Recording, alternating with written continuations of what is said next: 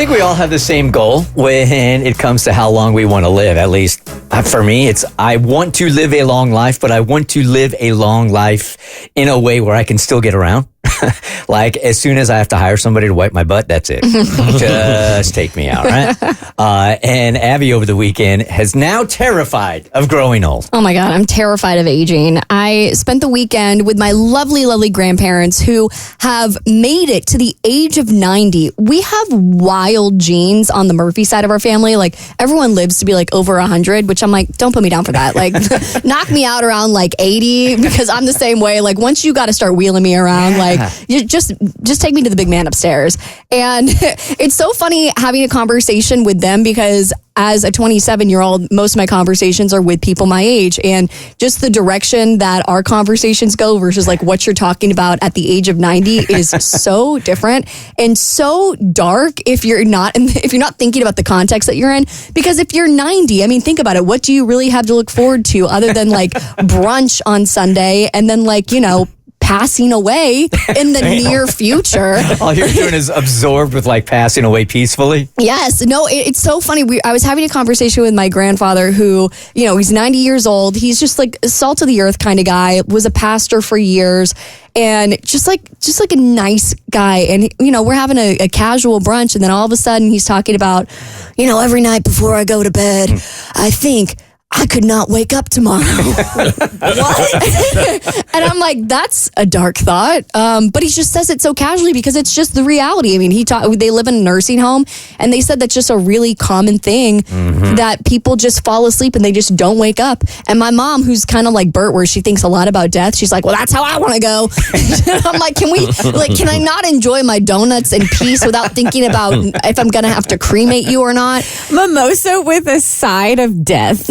Not with my 90-year-old grandparents. We were not having mimosas. My bad. This was decaf coffee, because a little too much caffeine, we're going to send them into cardiac arrest. I quite honestly, anybody I've ever known that was like 85 or older is so consumed with the aches and pains that they're having that they're so ready to go mostly. I wouldn't say that's my grandparents' problems. Like my grandma can't really get around. She's 89, 90, and they are the quintessential old grandparents that are like obsessed with each other. Like, he saw her one day in 1953 and he was like, that one. And they've been obsessed ever since.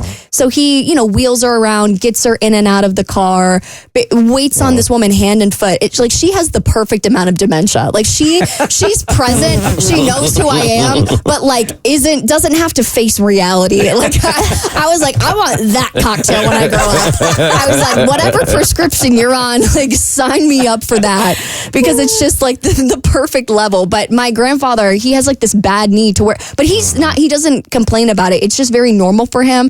I didn't even know he had this problem. It's every now and then his knee will just pop out of place, like to where his calf is going one way and his thigh is going the other, and he just takes it in stride. He's like, yeah, it means I didn't have to get drafted for the war. Like they put me down as 4F, whatever that means. I guess that was good if you didn't want to go. I kind of feel like when you get to that age, you can point to anywhere on your body and there's going to be something wrong with it. Something wrong, and they're just taking it in stride. And I want you to remind people, you went to visit them for a very important reason, and I think this is an astounding accomplishment. Yeah, we went down for their 70th anniversary party. Damn. They have been married since 1954. But How did they do that? You said the key word. She said the key word there. They've been obsessed with each other because, as we've said before, there are so many couples that take so much pride in being married for 60 years, but they've hated each other for 55. But they made a vow to each other. We have good marriage genes on our line because my parents are the same way. So they've been, not my parents, my grandparents have been married since 1954. And like I said, my granddad has to motor my grandmother around. Like she needs help. And my dad noticed, like, this man is tired. He's been doing this. Like, they have been this way as long as I've known them. So they've been doing this for 30 years. And my dad texted my grandfather. He's like, we really need to think about getting you some help. So you as a 90-year-old man aren't responsible for getting your wife around. And he sent, like, this is out of a Nicholas Sparks novel. He's like, it is such an honor to love this woman as much as I do, and to get get to help her through. And I'm sitting there like, oh my God, I can't even get a text I want to back. know that kind of love. Yeah, I'm like, dear God, like they are so sweet, but it is funny, just like the difference. Like she's just motoring around happy as a clam, and he's over here like death is imminent.